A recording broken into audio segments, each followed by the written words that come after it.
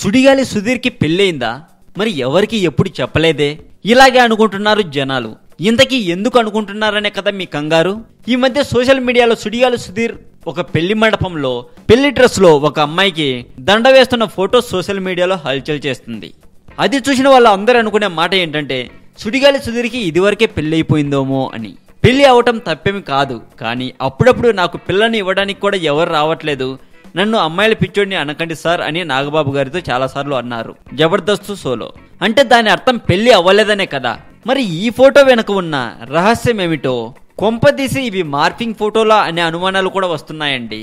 మరి అసలు విషయం ఏంటో తెలియాలంటే వేచి చూడాల్సిందే. మరి మరింత టాలీవుడ్ సమాచారం కోసం సబ్స్క్రైబ్ చేయండి టాలీవుడ్ సెంటర్.